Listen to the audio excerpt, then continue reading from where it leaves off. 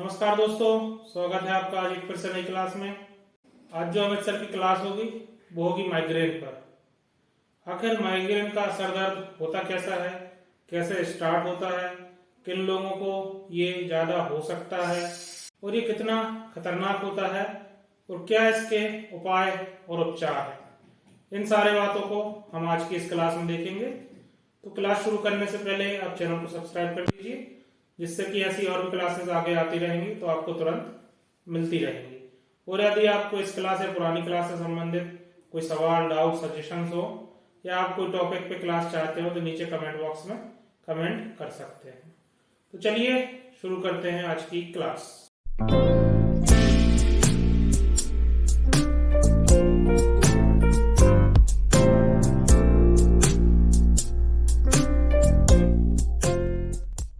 Migraine word लिया गया है एक ग्रीक वर्ड हेमिक्रेनिया। हेमिक्रेनिया मतलब हाफ ब्रेन में हेडेक। ठीक है, मतलब इसका जो नाम ही है, नाम ही से समझ में आ रहा है कि हाफ साइड का हेडेक होता है, सिंगल यूनिलेटरल हेडेक होता है क्लासिकल इसमें। तो माइग्रेन की डेफिनेशन क्या है?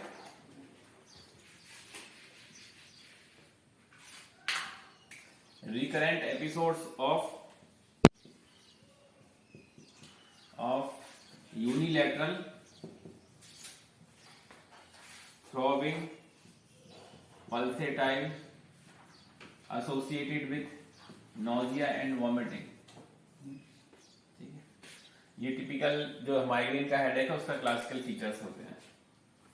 अब माइग्रेन की जो हेडेक है, माइग्रेन हेडेक की 4 स्टेज होती हैं। पहली स्टेज होती है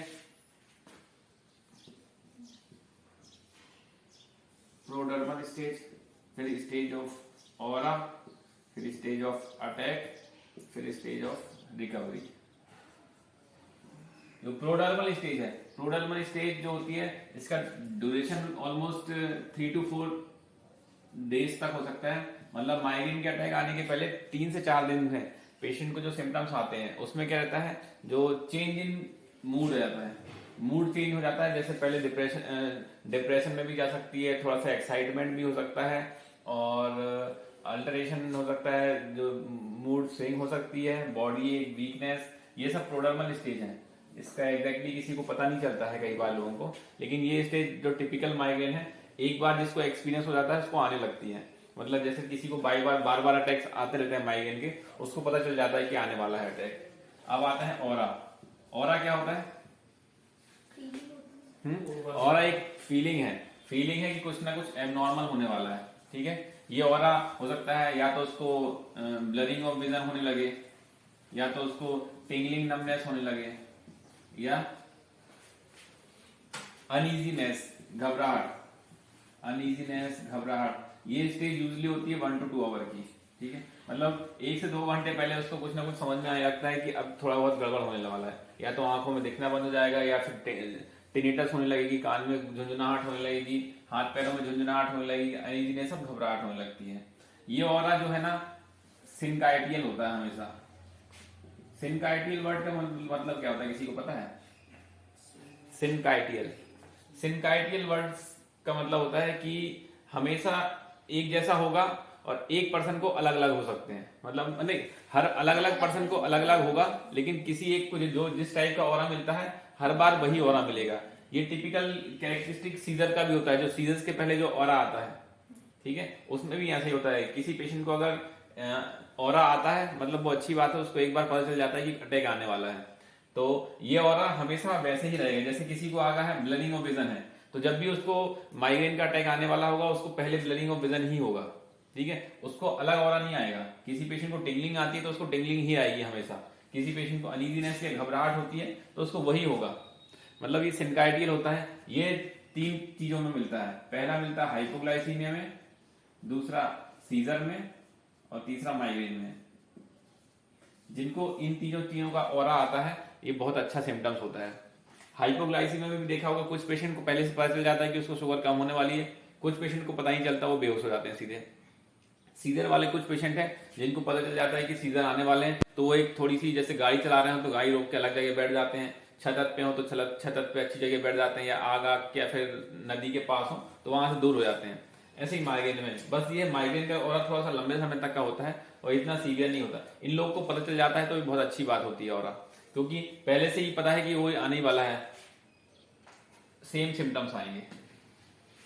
अब ऑरा के बाद फिर अटैक्स होता है। अटैक का कैरेक्टरिस्टिक मैंने बता दिया, severe unilateral headache, throbbing pulsatile type का हेडेक होगा, यूजली फ्रंटल साइड होता है, लेस कॉमनली बैक साइड होता है, और लास्टिंग रहता है 4 to 72 आवर, 4 आवर से 72 आवर इफ अनट्रीटेड। ट्रीट नहीं करोगे तो अनट्रीटेड 72 आवर तक होगा, 72 आवर्स के बाद वापस नॉर्मल कंडीशन में आ जाएगा। तो ये एक नॉर्मल साइकिल है उसकी। अब आते हैं पैथोफिजियोलॉजी, होता क्यों है। पैथोफिजियोलॉजी एग्जैक्टली नोन है ही नहीं, इसका अपन मानते हैं कि कुछ वही है न्यूरोट्रांसमीटर जैसे हैं, सेरोटोनिन वगैरह हैं, सेरोटोनिन रिलीज होते हैं, ये रिलीज करने के बाद वासोडाइलेटेशन करते हैं, ब्रेन की वेसल्स का वासोडाइलेटेशन करेंगे, वेस्कुलर लीकेज आएगा, लीकेज होने के कारण क्या होगा, मेनिंजियल इडीमा हो जाएगा। कुल मिला के जो पेन हो रहा है वो मेनिंजियल इडीमा से हो रहा है, ठीक है। तो किसी भी कारण से अगर मेनिंजियल इडीमा हो रहा है, ये मेनिंजियल इडीमा किस कंडीशन में भी और होता है, अगर पेशेंट को एक्यूट जो होता है मेनिंजाइटिस है, मेनिंजाइटिस में भी मेनिंजियल इडीमा होगा। अगर किसी के कारण किसी भी कंडीशन से अगर दिमाग के अंदर कोई इंटर मतलब वो हो गया, एक्सॉल हो गया है, कोई हेमरेज हो गया है, हेमरेज में भी क्या होगा, मेनिंजियल प्रेस होंगी तो उसके कारण मेनिंजियल इडीमा होगा। तो मतलब पेन इसी कारण से हो रहा है अल्टीमेटली मेनिंजियल इडीमा से। लेकिन जो उसका मेनिंजियल इडीमा का कॉज है वो अपन को एग्जैक्टली नोन नहीं है, ये सब बहुत सारी थ्योरियां हैं। कुछ बोलते हैं वॉसो डायलेटेशन से होता है, कुछ बोलते हैं वॉसो कंस्ट्रिक्शन से भी हो जाता है, अलग अलग थ्योरीज हैं।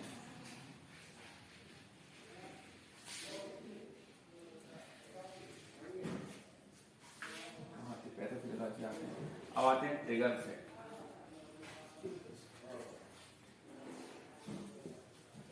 ये ट्रिगर एजेंट है, माइग्रेन का अटैक है। माइग्रेन एक सेल्फ लिमिटिंग डिसीज है, अपने आप उसका अटैक ठीक हो जाएगा, लाइफ थ्रेटनिंग है नहीं। किसी हर बार पेशेंट को बताना है कि इस जो हेडेक हो रहा है इससे तुम्हारी ना तो दिमाग की नस फटेगी ना तो कुछ हो जाएगा।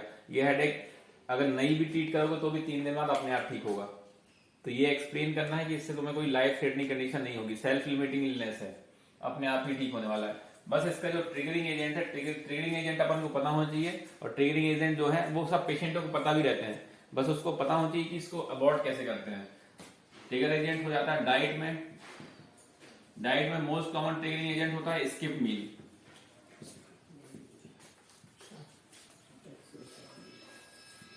इसकी जो इंसिडेंस है, इंसिडेंस जो है फीमेल्स में मोर कॉमन होता है, ऑलमोस्ट 10 to 15% फीमेल्स माइग्रेन से सफर करती हैं, और 5% ऑफ मेल जो है उनके माइग्रेन से सफर करते हैं। हार्मोनल चेंजेस का मोस्ट कॉमन कॉज है, जो सेक्सुअल हार्मोन है, जो ये अपने स्टेरॉइड्स हार्मोन्स हैं, ये फीमेल्स में ज्यादा सीक्रेट होते हैं। इसीलिए ये एक और कारण है कि प्रेगनेंसी में जो माइग्रेन के अटैक ज्यादा आते हैं। मेंसेस से भी है, मेंसेस अगर आते हैं तो मेंसेस के जो टाइम ऑफ मेंसेस है वो मोस्ट कॉमन ट्रिगरिंग एजेंट होता है फीमेल्स के लिए। स्किप मील होता है। उसके अलावा ज्यादा कैफीन लो, ज्यादा चॉकलेट्स खाओ, जंक फूड्स खाओ, ये सब नॉर्मल पता ही है अपन को, ये कॉमन है। स्पाइसी फूड है, ये ट्रिगरिंग एजेंट है। डेयरी प्रोडक्ट वही हो गए ना अपने, चॉकलेट हो गए। और ये तो डाइट हो गई। डाइट के अलावा stress, stress most common triggering factor है। वेदर चेंज, वेदर चेंज या तो बहुत ज्यादा आप धूप में चले जाओ, बहुत ज्यादा सनलाइट में चले जाओ, या बहुत कोल्ड में चले जाओ। एक्सट्रीम कोल्ड या एक्सट्रीम हॉट, दोनों एक ट्रिगरिंग एजेंट है। हॉट एंड स्पाइसी फूड, ये भी एक ट्रिगरिंग एजेंट है। दूसरा इनएडेक्वेट स्लीप, ये ट्रिगरिंग एजेंट हो गया। दूसरा साउंड रहता है, हाइट से क्या फोबिया थोड़ी है, साउंड है। अगर तेज साउंड होता है वो भी एक ट्रिगरिंग एजेंट है। कुल मिला के जो भी है पेशेंट्स को पता रहते हैं ट्रिगरिंग एजेंट। जो ट्रिगरिंग, हाँ स्मेल भी रहता है, कुछ पर्टिकुलरली स्मेल है, किसी को स्मेल आती है, डीओ है, उससे हेडेक होने लगता है। तो सबको जो ट्रिगरिंग एजेंट है सबको पता रहते हैं अपने, लेकिन उससे बचते नहीं लोग। उससे बच लो तो फिर और ट्रिगर करेंगे ही नहीं। ठीक है। एक बार ट्रिगर कर गया ना, तो एक बार जो माइग्रेन की साइकिल चालू हो गई तो वो बंद नहीं होती जब तक आप मेडिसिन नहीं लो।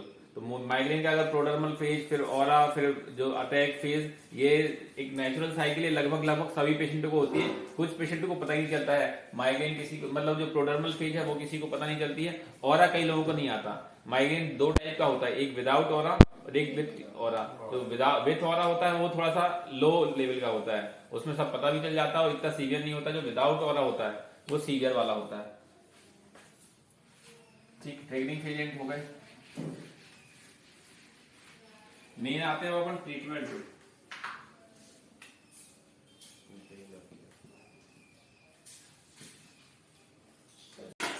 ट्रीटमेंट इसके अपन ट्रीटमेंट डिवाइड करते हैं दो भाग में। पहला हो सकता है एक्यूट अटैक को ट्रीट करना है, दूसरा आता है प्रिवेंटिव थेरेपी। माइग्रेन जो है वो तीन उसके जो सिम्टम्स के हिसाब से है। अगर माइल्ड है, मॉडरेट है, ये सीवियर है। जो माइल्ड है, माइल्ड माइग्रेन में ये होता है अटैक जो है लेस देन 1 पर मंथ होते हैं और ऑलमोस्ट लेस देन 6 आवर तक का अटैक आता है। मॉडरेट में 1 to 2 होते हैं पर मंथ और अटैक होता है 6 to 12 आवर का होता है। सीवियर में more than 3 attacks per month आ रहे हैं और मोर देन 12 आवर तक का इसमें ड्यूरेशन रहता है हेडेक का। अब जो माइल्ड टू मॉडरेट है, इन पेशेंटों में प्रिवेंटिव थेरेपी की जरूरत नहीं पड़ती है। माइल्ड टू मॉडरेट में सिर्फ अपन एक्यूट अटैक को मैनेज करते हैं। जो सीवियर है, सीवियर केस में ही अपन प्रिवेंटिव थेरेपी देते हैं। सीवियर केस में मतलब जो 1 मंथ है, 1 मंथ में 3 से ज्यादा उसको एपिसोड्स आ रहे हैं, जो हर एपिसोड आता है वो 12 घंटे से ज्यादा का होता है। ठीक, एक्यूट अटैक्स में क्या दे सकते हैं? मोस्ट कॉमन ड्रग जो यूज होती है डिस्प्रिन। उसके अलावा पैरासीटामोल और एनएसएआईडी। एनएसएआईडी में कौन सी हो जाती है? नेप्रोक्सेन देते हैं। और अब इनसे नहीं ठीक होता है तब क्या देंगे? तब आते हैं अपन सोमाट्रिप्टेन। इसके अलावा इसके अलग क्लासेस भी हैं, अलग आगे भी इसके सोमाट्रिप्टेन के आगे डेरिवेटिव हैं, रेमिट्रिप्टेन, अलग अलग ट्रिप्टेन है। कॉमनली सोमाट्रिप्टेन यूज होती है। इसका डोज जो है 550 to 200 मिलीग्राम तक दे सकते हैं स्ट्रेट में। ठीक है, ओरल। हाँ, इसके अलावा नहीं ठीक होता तो अर्गोटामिन, अर्गोट डेरिवेटिव है। इसका ओरल भी आता है और नेजल स्प्रे भी आता है। DHE dihydroergotamine nasal spray आता है और वासोग्रेन नाम से टैबलेट आती है। वासोग्रेन। हाँ, तो ये नेजल स्प्रे कॉमनली यूज करते हैं। एक्यूट अटैक्स अगर इसके बाद नहीं ठीक होता है तो फिर क्या आते हैं? जो पैथोलॉजी क्या थी उसमें मेनिंजियल एडीमा हो रहा था, एडीमा को ठीक कौन करेगा? स्टेरॉइड। तो अल्टीमेटली सबसे लास्ट ऑप्शन स्टेरॉइड होता है कहीं का भी। कहीं भी ठीक नहीं हो रहा तो स्टेरॉइड दे दो। चलो, एक्यूट अटैक हो गया। एक्यूट अटैक में भी क्लासिकल ये सबसे पहले अपन वही देंगे, पैरासीटामोल, एनसाइड्स देंगे, उससे ठीक नहीं होता तो सोमेट्रिप्टेन देंगे, उनसे ठीक नहीं होता तो DHE नेजल स्प्रे देंगे, नेजल स्प्रे से भी ठीक नहीं होगा तो सीधे स्टेरॉइड दे देंगे।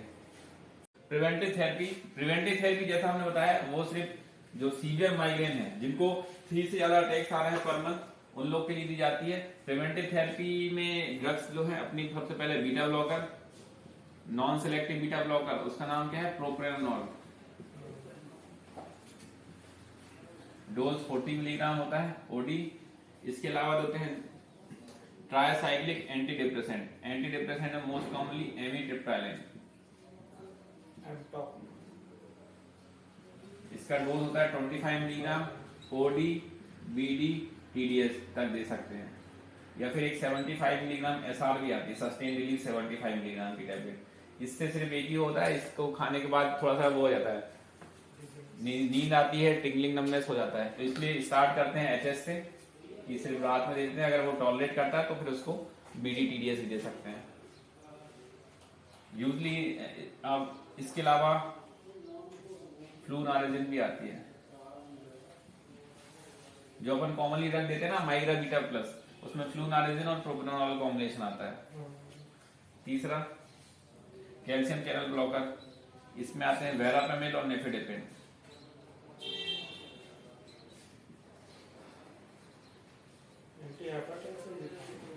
अगर पेशेंट को हाइपरटेंशन भी है साथ में और हेडेक भी हो रहा है तो आप दे सकते हो नेफिडेपिन। चौथी क्या होती है, एंटी एपिलेप्टिक, वेल्प्रोएट या फिर डाई वेल्प्रोएट सोडियम। तो ये प्रिवेंटिव थेरेपी है। प्रिवेंटिव थेरेपी अपन देंगे कब, सीजर माइग्रेन में देंगे। स्टार्ट करेंगे मोनोथेरेपी से तो करते नहीं है, दोनों ही चालू कर देते हैं अपन, दोनों चालू कर देते हैं। इनको खाने के बाद भी अगर नहीं ठीक होता है तो अपन ये भी ऐड कर देते हैं, इसको खाने के बाद भी ठीक नहीं होता तो फिर अपन वेल्प्रोएट भी ऐड कर देते हैं। तो इसका डोज क्या है एंटी एपिलेप्टिक का? वेल्प्रोएट सोडियम 500 मिलीग्राम, ओडीबीडी उस पर डिपेंड कर सकता है। अपन पहले स्टार्ट करेंगे ओडी से, ओडी नहीं एचएस से चालू करेंगे क्योंकि ज्यादातर इससे नींद आती है, तो एचएस से स्टार्ट करेंगे। उसके बाद अगर टॉलरेट करेगा या फिर बीडी भी कर सकते हैं। ठीक, ये कॉमनली यूज नहीं करते हैं कैल्शियम चैनल ब्लॉकर, क्योंकि हाइपरटेंशन भी साथ में होना चाहिए उसके लिए।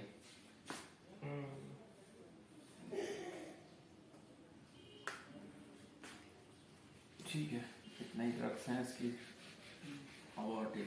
और इन सब चीजों से ज्यादा जरूरी है, मेडिसिन से ज्यादा जरूरी है पेशेंट को एजुकेट करना। एजुकेट, उसमें आपको मेडिटेशन कराना है, डाइट थेरेपी, एक्सरसाइज और ट्रिगरिंग एजेंट से कैसे बचना है। ट्रिगरिंग एजेंट्स पहचानना आना चाहिए, ट्रिगरिंग एजेंट्स को जानना है उनको कौन से ट्रिगरिंग एजेंट है। सबके ट्रिगरिंग एजेंट है, उनको पहले एक्सप्लेन करो कि आप ध्यान दो कि किस किस टाइम पे आपको हेडेक किस टाइम पे ज्यादा होता था। आपने अगर मील नहीं खाई हो तब ज्यादा हो रहा है, धूप में चले गए हो कहीं तब ज्यादा हो रहा है, तो आपको जो ट्रिगरिंग एजेंट है वो आपको पहचानो और वो ट्रिगरिंग एजेंट से बचना है। डाइट पर्टिकुलरली किस खाने के बाद ज्यादा होता है। डेली आपको डाइट में बताना है, हॉट एंड स्पाइसी फूड नहीं खाना है, जंक फूड्स नहीं खाना है, चॉकलेट और जो डेयरी प्रोडक्ट्स हैं उनसे बचना है। डेली मेडिटेशन और एक्सरसाइज के लिए बताना है। तो ये ट्रिगरिंग, ये नॉर्मल वो है जो हर माइग्रेन वाले पेशेंट को एजुकेट करना ही करना है।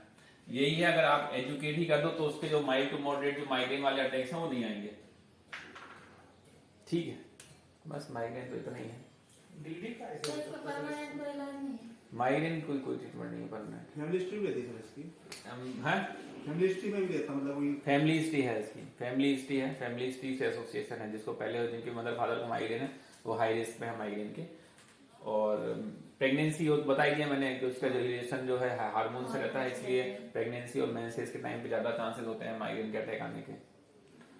और डिफरेंशियल डायग्नोसिस क्या है इसकी? डिफरेंशियल डायग्नोसिस हो कोई सा भी हेडेक हो, जो टिपिकल जो यूनिलेटरल थ्रॉबिंग हेडेक है वो ऐसा हर किसी को नहीं मिलता है। ज्यादातर पेशेंट को नॉन स्पेसिफिक हेडेक मिलता है। आपको उसके रूल आउट करना पड़ता है। पहला रूल आउट होगा उसका कि कोई इंट्राक्रेनियल स्पेस ऑक्यूपाइंग लीजन, इक्सॉल, ये तो नहीं है क्योंकि इसके कारण भी वेस्कुलर लीकेज होगा और मेनिंजियल एडिमा हो सकता है। लेकिन इसके हेडेक से क्या होगा, इसका टिपिकल हेडेक है कि वो परसिस्टेंट करेगा, कोई ऐसे टाइम ड्यूरेशन नहीं होगा, परसिस्टेंट हेडेक होगा। एक चीज ध्यान रखना वो एक है कि कोई भी जो नॉन पैथोलॉजिकल हेडेक है, नॉन पैथोलॉजिकल हेडेक मतलब टेंशन हेडेक हो गया, माइग्रेन हो गया, वेस्कुलर हेडेक हो गया, ये हेडेक कभी भी पेशेंट को रात में सोते से नहीं उठाएंगे। अगर पेशेंट सो रहा है ना, सोते से अगर उठ रहा हो, मतलब दो चीजें हैं, या तो एक सोते से उठ गया किसी कारण से उसके बाद हेडेक होने लगा तो ये अलग चीज है। एक चीज है कि सो रहा है, सोते से उसको हेडेक होने लगा कि हेडेक के कारण उसको उठना पड़ा हो। ठीक है, अगर हेडेक के कारण उठना पड़ा है उसको तो वो कम ज्यादा चांसेस है कि वो पैथोलॉजिकली हेडेक होगा। कोई भी कंडीशन अगर पैथोफिजियोलॉजी वाली कंडीशन होगी, माइग्रेन हो गया, वेस्कुलर हेडेक हो गया, टेंशन हेडेक हो गया, इससे पेशेंट अगर एक बार सो गया है तो सोते से नहीं उठेगा। तो अगर पेशेंट से टिपिकली पूछना है तो रात को सोने के बाद कभी ऐसा हुआ है कि सोने के बाद उठना पड़ा हो हेडेक के कारण, तो उसके लिए फिर अपना सीटी स्कैन कराना जरूरी है।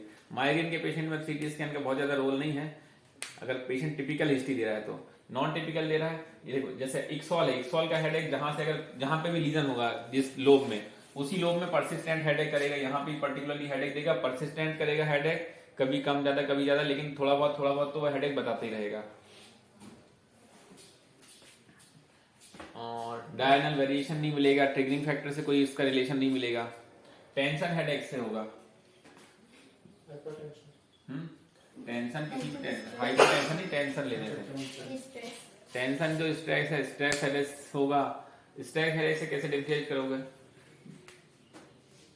यूजुअली जो हेडेक है ना, उनकी जो लोकलाइजिंग दी गई है, टेंशन हेडेक जो देखा गया है जो फ्रंटल एरियाज है वहीं पे होता है, यूनिलैटरल नहीं होता है। सीवियर की नेचर सीवियर होता है, बहुत सीवियर होता है, ड्यूरेशन उसका कम होता है, 6 to 8 आवर तक होता है, विदाउट ऑरा होता है, प्रोडर्मल फेज नहीं होगी इसमें। और क्या होगा? ट्रीटमेंट लगभग सेम ही है एक्चुअली सब हेडेक का। ज्यादातर बहुत ज्यादा उसमें अपने पास है नहीं, क्योंकि जो पैथोफिजियोलॉजी है, जो वेस्कुलर हेडेक है उनकी वही है मेनिंजियल एडीमा। तो मेनिंजियल एडीमा को कम करने के लिए ट्रीटमेंट वही देना है। आप कितना भी आप वो डिफरेंशिएट कर लो, आप डिफरेंशिएट करके बहुत ज्यादा कुछ करोगे नहीं। आपको सिर्फ ये देखना है कि जो हेडेक है वो फिजियोलॉजिकल है कि पैथोलॉजिकल है। फिजियोलॉजिकल हेडेक हो रहा है, वो जितना भी हेडेक है सबका ट्रीटमेंट लगभग एक जैसा है, और जो पैथोलॉजिकल है उसके लिए एक सीटी स्कैन तो कराना ही पड़ेगा। ठीक है, अगर